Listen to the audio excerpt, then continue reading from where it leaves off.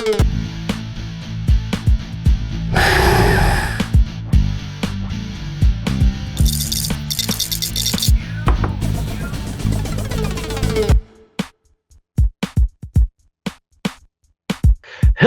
and welcome to Howard's Cave of Wonder. I'm Chris, aka Howard Blues, and I'd like to just officially welcome you to the reboot of Howard's Cave of Wonder. And you might be wondering, what is Howard's Cave of Wonder and why is this a reboot? Howard's Cave of Wonder was a spin-off show that started on a different channel. I'm one half of a podcast team and duo with my good buddy Mark Kidder.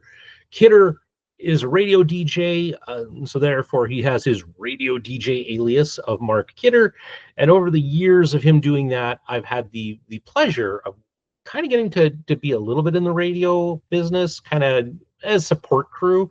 And he felt the need to dub me with my own nickname, hence Howard Blues, which I can tell the story of how Howard Blues came to be. But that is my radio nickname. And when we started our podcast, Beer, Blues, and BS, he decided that I should be called and should rock that name. And so I have, and such. But Howard's Cave of Wonder started, as we do a very brief history with Howard lesson, it started basically in a basement. I know it hasn't changed. When I was still kind of new-ish into this hobby, my wife and I, we owned a condo. The only spot that I really had to store my miniatures and such was this little closet under a stairwell.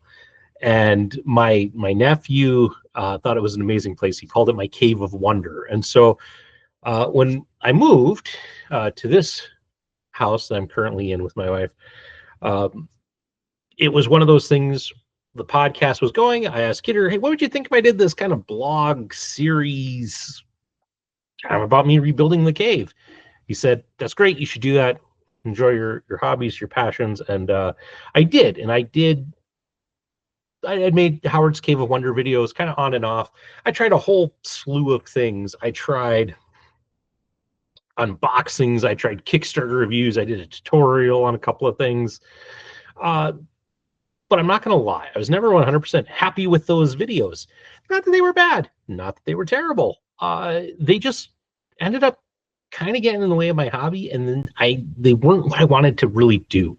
And so this is the reboot, and I'm starting it on its own channel, hoping that it'll get a little bit more traffic, because I don't think it ever, everybody always talks about the YouTube algorithm. I really think that I had an issue getting viewers and getting viewers to come back to something that wasn't the main thing. So I've started a new channel dedicated solely to Howard's Cave of Wonder, and yeah, thanks for joining me on this ride. This isn't going to be like a mass producing channel. I kind of do this on my off weeks. We record Beer, Blues, and BS every other week. And on those off weeks, I'm going to be recording this and trying to make something of it. You may be going, what is this? So far, you've given a history lesson. You haven't told us what this is. That's true. Still new at figuring this all out. Howard's Cave of Wonder, it's the hobby show that I wish existed. And by that, I mean, it's a place to chat about the hobby that I love. I'm not an expert. I'm not a master at anything. I'm just a guy who's been around a long time and is interested in this. But I wanted it to be something that was kind of lighthearted, not taking myself too seriously. Hopefully we can have some laughs along the way, have some fun, talk a little bit of hobby stuff. And I would really hope and encourage you, hey, please be part of the conversation. Put some comments down below. You can ask questions, anything like that. I would love to hear from you and kind of help me shape this channel as I go. I'm going to do some painting. That's right. This isn't just me talking. There'll be some painting going on. My current project, I need to clear my desk. A couple months ago, my wife was going to take our kids to the cabin, and I got to stay here. And I thought I was going to have this great hobby weekend. I was going to slay my pile of shame, which I'm a little different in my hobby philosophy. I know most people in the hobby philosophy say that any gray chunk of plastic that you have that is yet to see a brush is your pile of shame. I like to refer to that as my pile of opportunity.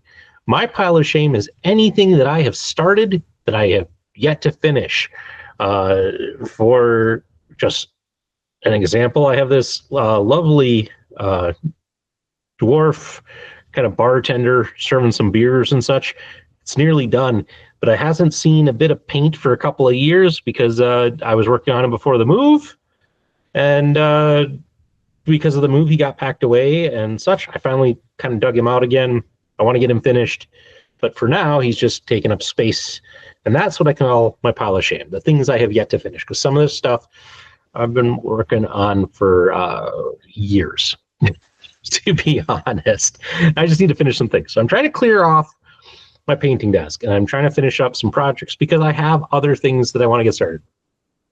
So tonight, what do I want to start? I think I'm going to start with this guy that I have here that's center. This is, I believe, because this is a model that I've had for a long time. This is Marcus the Beastmaster. He's from Wyrd Miniatures, part of their Malifaux game. Not that I play Malifaux. I love some of the miniatures, though, from Malifaux. Malifaux miniatures are great. I love how weird they are, and yet how fantastical, and how they're just not like anything else. Unfortunately, it's criminal how little I own of Malifaux, because I really do like their stuff a lot. So, but Marcus the Beastmaster I picked up on a clearance sale, and I'm pretty far along. I'm pretty happy with skin tone. I might try to go a little tad lighter on that. I need to come in on kind of the sheaths for his knife. I want to add a little gold or brass to this. Probably the gold, just so it stands out a little bit. I want to add a little bit of color and detail on here. I'll probably stick with the blue that I have kind of in certain highlight spots. His face is done. His eyes are done. His teeth are done. His inside of his mouth is done. The wraps on his hands probably could use a little bit of a wash to just darken them up and add some texture. And then he's got this really kind of neat frill stuff along here, along his legs, that I want to just take and add just a bit of color to. It'll probably again be that blue, just to give it that little pop of color, because he's got so much leather on him that it's hard to, like, he just needs some pops of color here and there, at least in my opinion, as a non-expert, totally amateur painter. So I'm going to be working on him, and hopefully we'll chat about a few things as well and such. Also, while I'm giving him a good little shake, tonight's beverage of choice, because why not? I'm enjoying a nice Bubble Stash IPA from Hot Valley. Yep, the Kryptonite of Kidder I'm having tonight, because he's not here to give me grief about it. Great. So, gonna get this started. Now I will say, as I take a moment to ponder what I want to do next on that figure, let's talk about some of the things that are in the new acquisition category, because I do collect stuff and such, and with that, there are a pair of Kickstarters I'm looking at. One I've backed, one I'm unsure of. The one that I've backed involves a bit of a story. So this is Star Wars Epic Duels. One of the first games that I ever purchased for myself. And then a funny story, I saw the commercials for this game kind of when I was a kid, and I was really excited about it. I was on a school trip, and there was a store that had just a stack of these things, and I didn't purchase it at that time, which was a shame, because I so should have. I mean, the idea that you got to play as all these great characters and have battles, and you could settle who was the greatest character of all time. Who could win in a battle? Jango Fett versus Boba Fett. What would have happened if Darth Vader would have fought Yoda? Just some of these great questions. And I regretted that I didn't pick it up on that trip, but I found this copy in a Pomida in East Grand Forks, and I purchased it, and we played the heck out of this. It was a constant staple amongst my friend group to constantly play epic duels. I remember and we all had our favorites. We all had kind of our go-tos. My buddy Drew, I remember distinctly, he loved playing as Darth Maul because it had this great mechanic where sometimes the card you played to attack didn't count as an action. So you had to try to figure out like how many of these he had and how much he was going to string them up. It's a fantastic game. A couple of years ago, Restoration Games brought the Epic Duels system back out in a game called Unmatched. And I was excited when I first heard Epic Duels was coming back. I liked this rule system. It's a great system. I was just very, very, very excited by the opportunity that I was going to get to play this again. And then I saw the characters.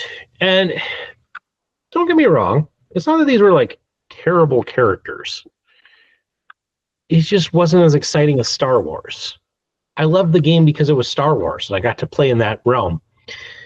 The problem that I had with Restoration Games version was that it came back with Sinbad, Alice in Wonderland, King Arthur. There's another one who I am totally forgetting. Anyway, public domain characters. And that's all right.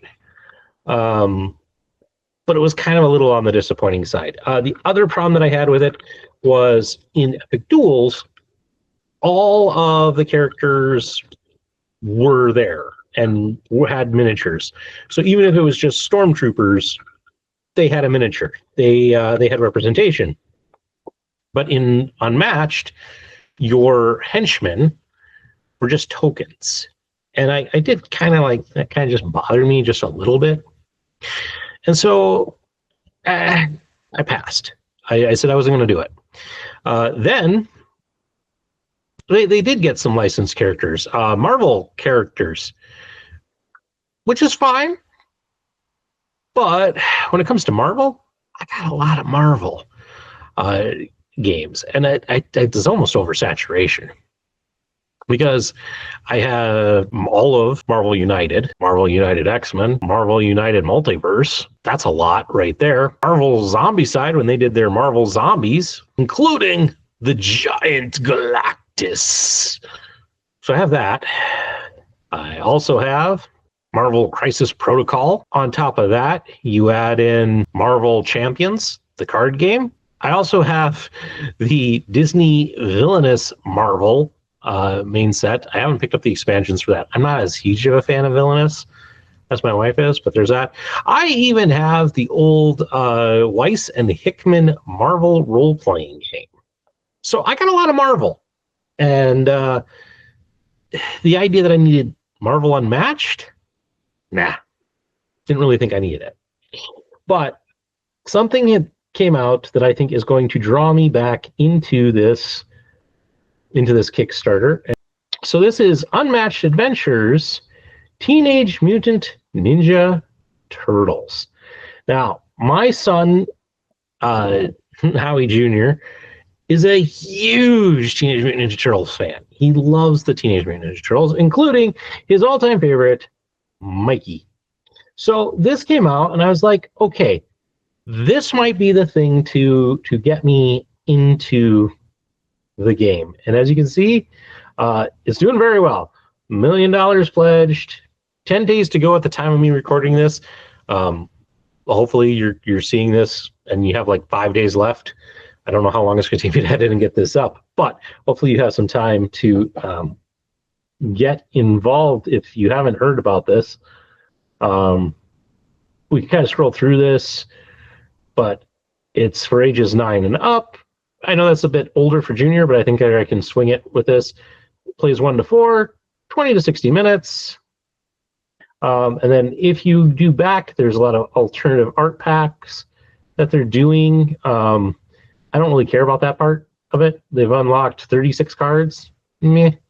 Foils. Meh. I don't care about that. I'm really not into this for the bling. I just want the game. just to be clear. But it's turtles versus villains, and so we have, as I try to master my scrolling from a distance, we have Mikey with April O'Neil as the henchman, Raphael with Casey Jones.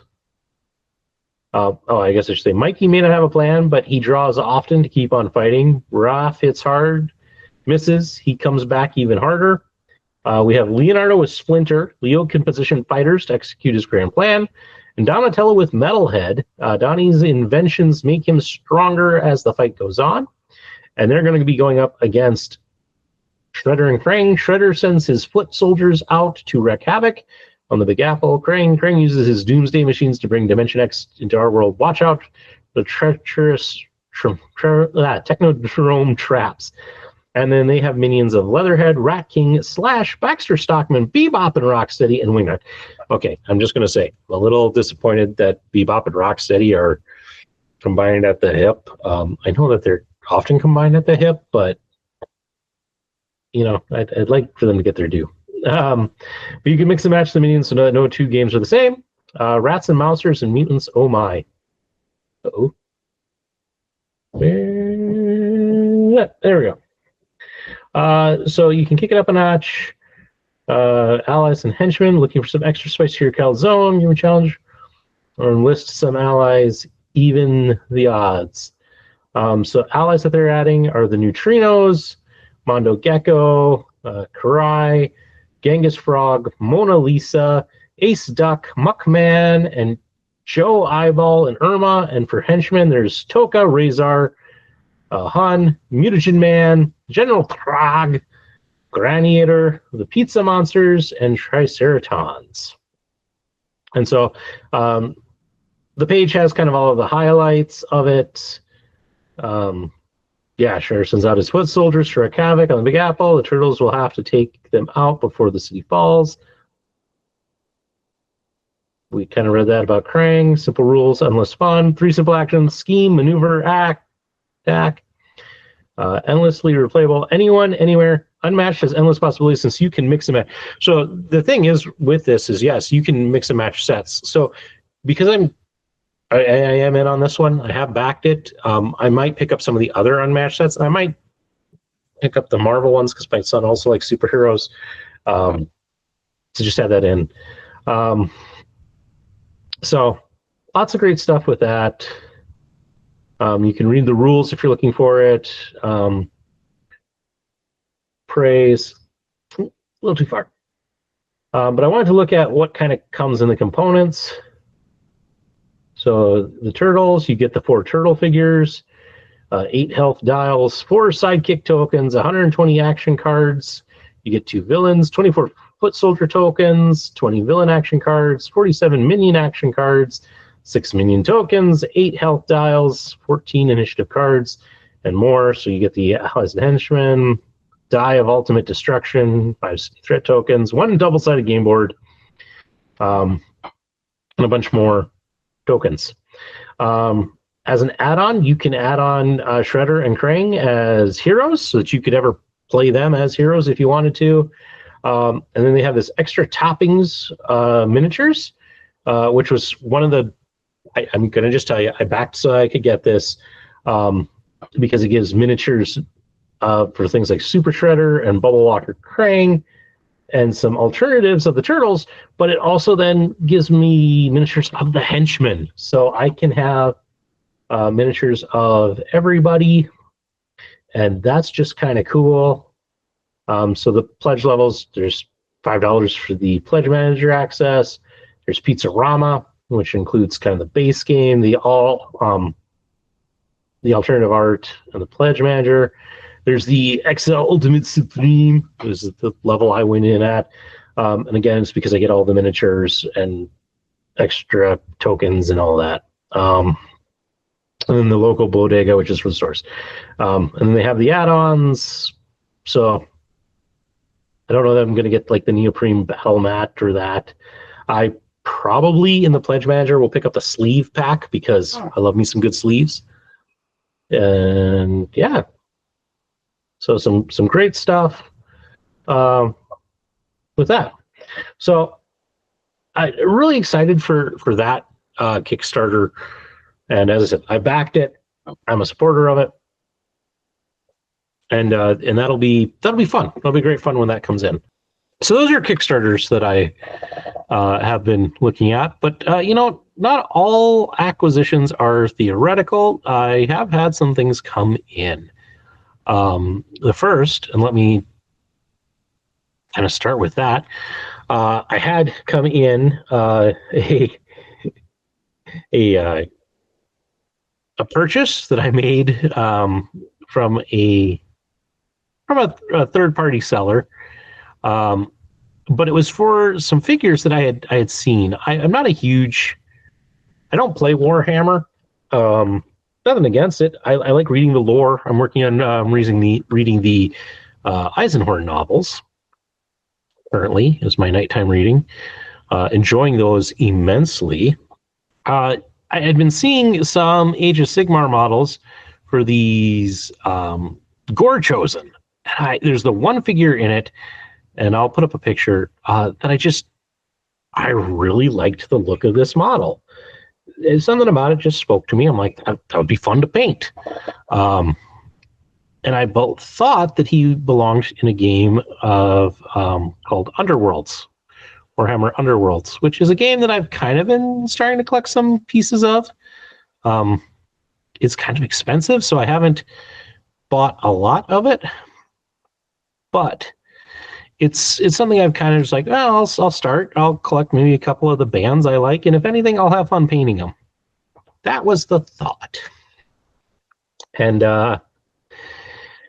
anyway, as you can see, I opened it up, all excited, and it wasn't for Underworlds. It was just the actual models. But I hate these nondescript black boxes that you sometimes get GW products in. And it's just because it doesn't get you excited. I have a couple of these that I've gotten as I've been collecting some stuff. And it's just always a bit disappointing. And so I was a little disappointed at receiving those.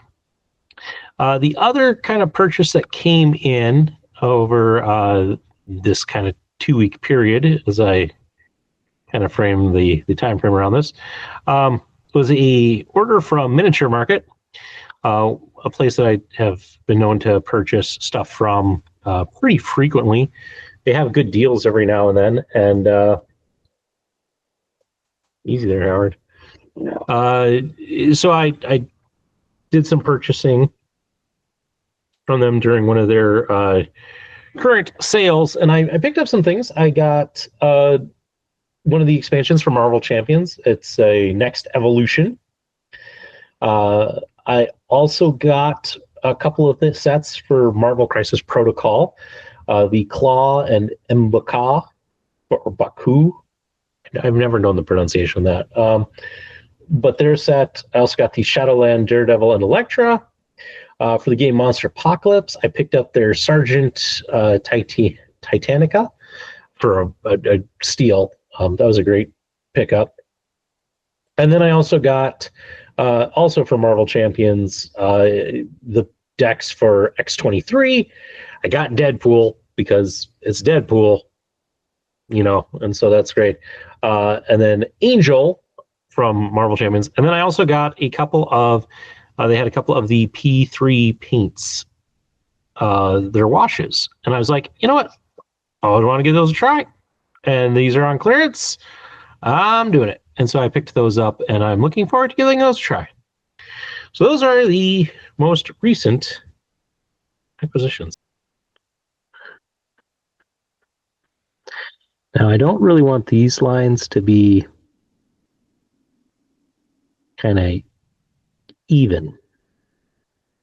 I want this to look like it's a natural, well, not really a natural, but I want it to look a little on the organic, a little on the dyed side. And the reason I kind of went with this, sort of a look, and the bright colors, is truthfully, when I see leggings like this that have that kind of fringe kind of color to them, I always think of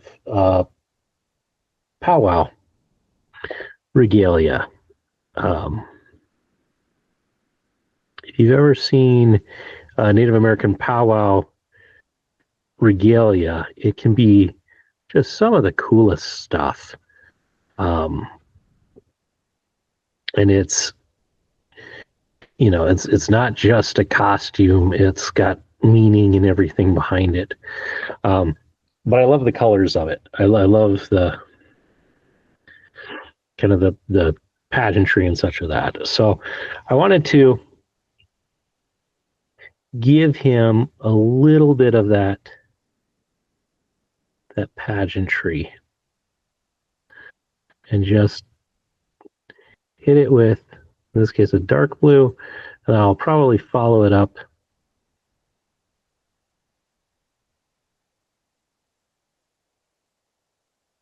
with a lighter blue.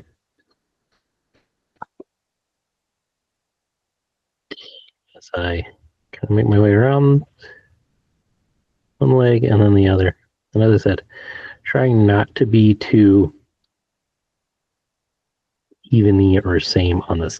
And I'm not worried if I go too high up or anything like that, because that's something that I can then always go back and reclaim with the original color. I had to try to remember what that original color was. I think it was a yellowed bone color. But as I said, just trying to give it that little bit of a fringe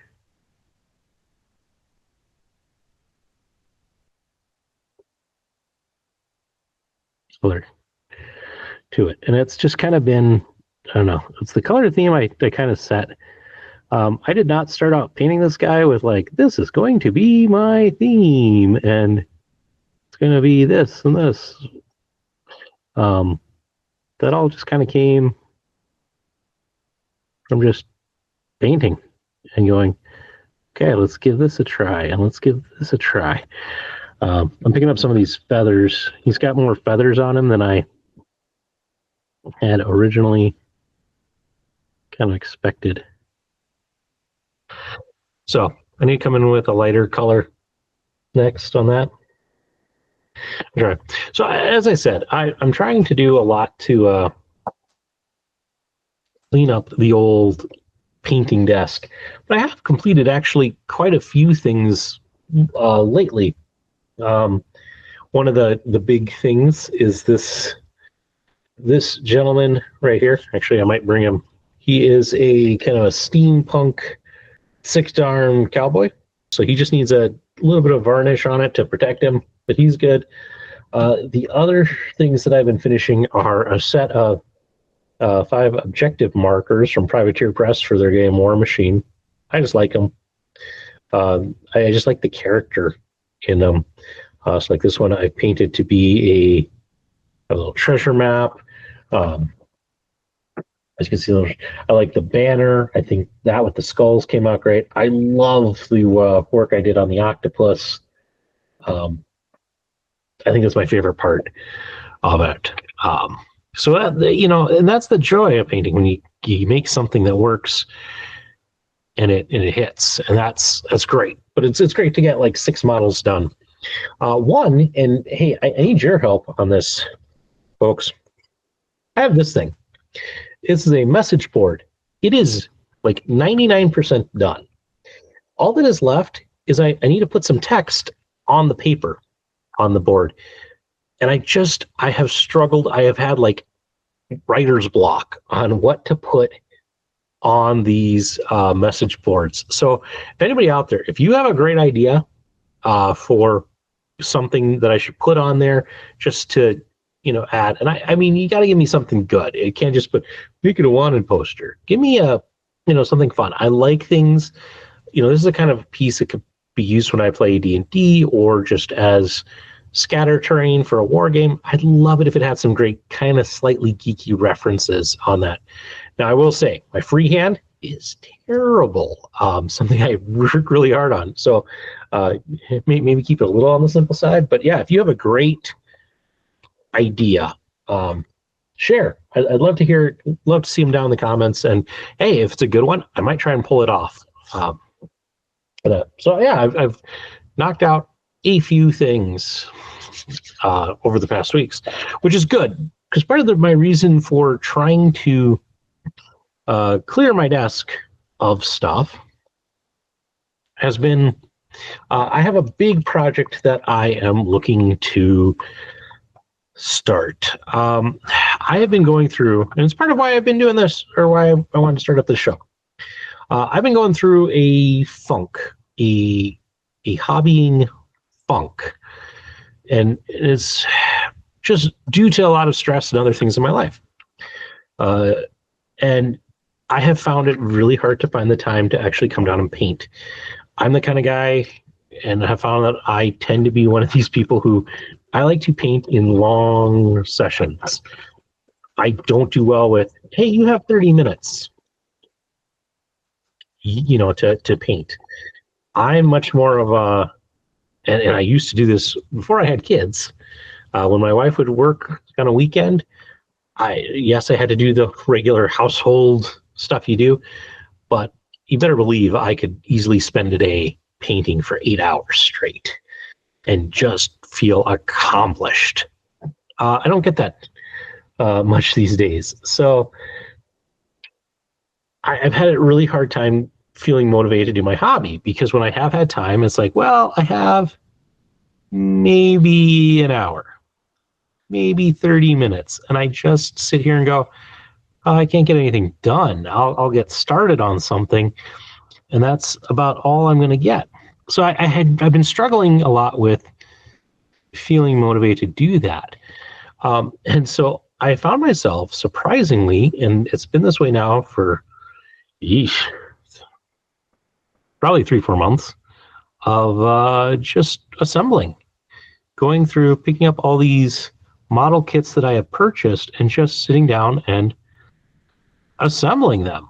Even I was for a while painting on my lunch break at work, and that wasn't doing it for me. And I've even started assembling stuff there, but I have been on this huge assembly thing. And I think it's because it's something that I can do.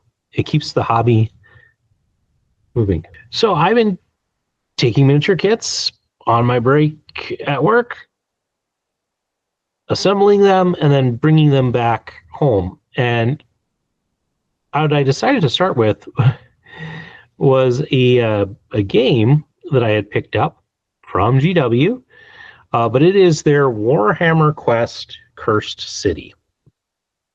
Now, I liked Cursed City. I haven't played it yet, but I got really excited about it when it was announced, and I watched a lot of the programming and advertising. I just liked the idea of vampire hunters in a cursed city trying to take out an evil vampire lord. Okay, could be fun. I liked it. It kind of reminded me of gothic horror a bit. So I was really excited about this game, and I picked it up, which was a fiasco, because anybody who was around during trying to pick up Cursed City, if you were anywhat interested, there were problems with getting copies of it. They sold out right away, and then due to kind of COVID and everything like that, and some problems with shipping, they basically, GW kind of abandoned the game a little bit. They did put out some expansions, Night Wars and Nemesis. But the thing that I had kind of as an issue with those games, or with those expansions, was you had to buy the miniatures for them separately. And that got to be kind of costly. And so I have been slowly, very slowly, picking up the needed miniatures for that. And I got them all. And then I came to learn through a Facebook group that, hey, if you want the full Curse City stuff, they put a bunch of stuff in White Dwarf. So I've been collecting the White Dwarfs, and then it's like they introduced the Flesh Eater quartz into that, so I've been picking up those models. Luckily, somebody on Facebook was nice enough to work out, like, this is exactly what you need. And so I have all these Curse City models, and I have been slowly assembling them over my lunch break. Trying to get them done. And so I assemble them there, and then I bring them home, and in the evenings, if I have time, I've been doing some green stuff work to try and give them just some cobblestone bases. Really simple. I'm going really simple on the bases. These are for a board game. Trying to fill in some of my gaps and things, but I haven't actually even started on the game itself. Working on all these expansion pieces because I have to figure out how to get the best way for me to get like the sprues to work so I can do the assembly and such. But Curse City is the next thing. But before I can start painting all of these Curse City models, I got to get my desk clear. So that's kind of what is motivating me to tackle these things. So that's the next thing. Well, I'm going to bring this show to a close. I don't want these to be too super long. I'll figure out the whole painting thing on here. I got to figure out how to put the camera in a spot so that you guys get a good camera view and I can work. I know most YouTubers, they put the camera like back over here over their shoulder and look down, but they're using that. I'm actually using my phone, but maybe I'll have to figure out the camera thing. This is all a startup, trying it out. A couple of last things, though, I want to share before we wrap this thing up. Things that are upcoming. I'll start with the exciting one, and then I will start with the important one, or follow with the important one. There's a company out there, it's called Mythic Games, and if you've been following or in this kind of gaming world, you may have heard of Mythic Games. They ran a series of kind of very big Kickstarters, and then it kind of just failed. They were kind of using the next Kickstarter, or the funds from the next Kickstarter they did to fund the past ones. And that, it is kind of like a Ponzi scheme, and eventually it just collapsed on them. But back in their heyday, back when they were actually doing good stuff, they produced a game called Super Fantasy Brawl. And I learned about it through a different YouTube video show that I watched.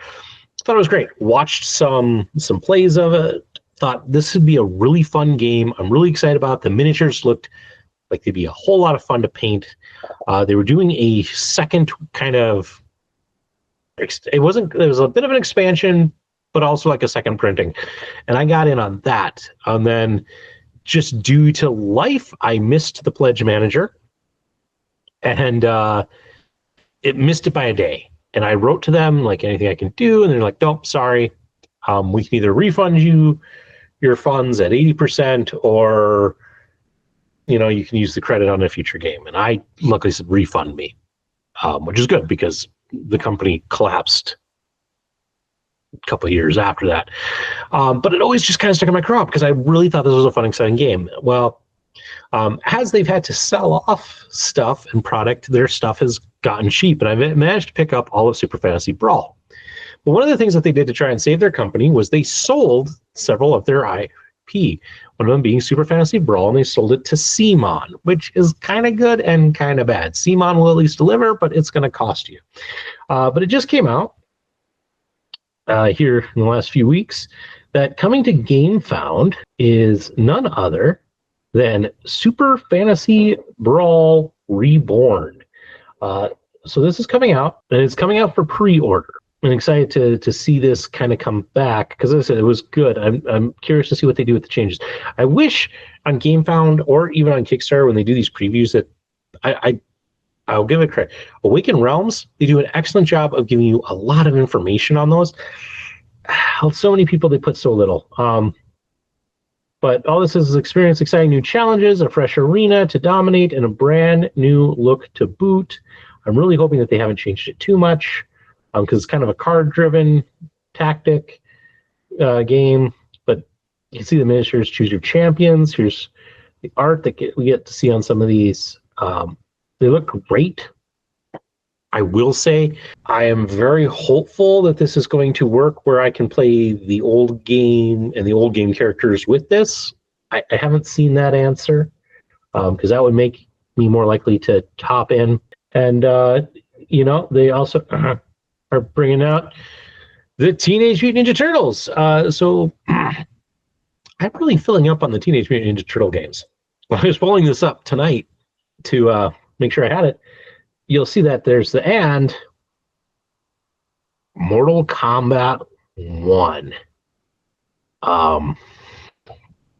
Which that looks like Scorpion and Sub-Zero. I'm not really excited that it's Mortal Kombat 1 because they changed a lot of things, and so not all the characters have their iconic looks. So that's a little disappointing, but it'll be interesting. I'm excited. I will be watching this to see what happens when it comes out, to find out more about it.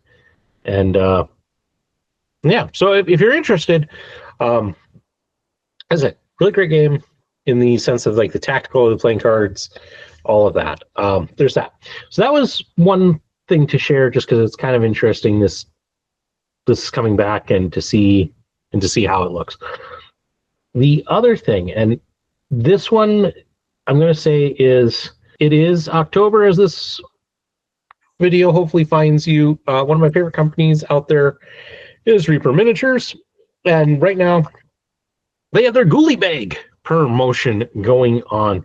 During October 2024, you'll receive this free Ghoulie Bag with each qualifying order of $50 in your purchasing currency. So yeah, you spend that, you get that. The Ghoulie Bag contains a Bones Halloween Battling Companion. So that's the miniature you saw on the ad. 3 bottles of MSP paint, and some Halloween candy. Hooray! Supplies are limited. So it's a promotional thing. It's a lot of fun. I've already gotten mine for the year. It came in. But the last thing, my last bit of news, as we need to wrap this show up, and this one is important. I saw this on Facebook today, and I want to share it. This miniature that's popping up, this is a Turtle Druid, and this is sculpted by Jason Wiebe, who's a fantastic sculptor, does a lot of work for Reaper Miniatures. But he has sculpted this and is working with Reaper to get this manufactured. They're going to sell it at Reaper, and the reason I say this is so important is they're going to donate the proceeds of this to help victims isn't the right word, but survivors of Hurricane Helene and Hurricane Milton. So to help kind of rescue efforts and just helping those people get back on their feet. So if you're in this hobby and you like to paint miniatures, there's a great way to get something cool, but also help a good cause. I will probably pick up a couple of these myself. One, because it's a cool sculpt, but two, just to help out. And there's lots of other ways that you can help people who are going through really a terrible time. In a past life, I was a teacher. I have at least one former student I know of who was living in Asheville. She was luckily okay. But which I'm very thankful for. But there are a lot of other people. I also had a former coworker. Her family home is in the mountains of North Carolina, and it suffered some terrible damage.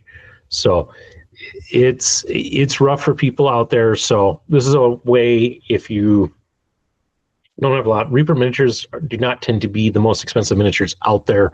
So, even if you have a little, if you want to paint a miniature or looking at, here's a great way to support. So this is the sculpt of it from Jason. We can kind of turn it a little bit here so you can see.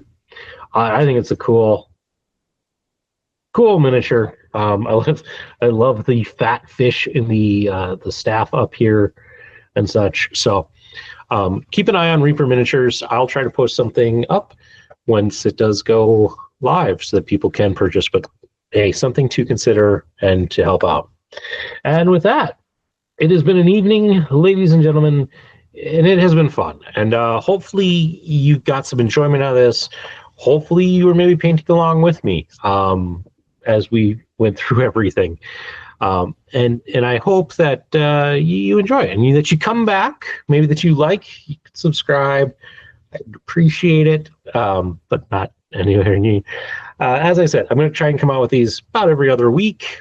Hopefully I will get better in figuring out this whole painting and talking and where I need to put my my cameras here to make this work. This was a great first try. If you have any ideas or suggestions, hey, let me know in the comments. Don't forget, give me your thoughts on what I should put on the message board. And yeah, if you have questions or anything else, feel free to share, and I'll be happy to chat with you through that. So thank you for giving this video a chance, for giving the channel a chance.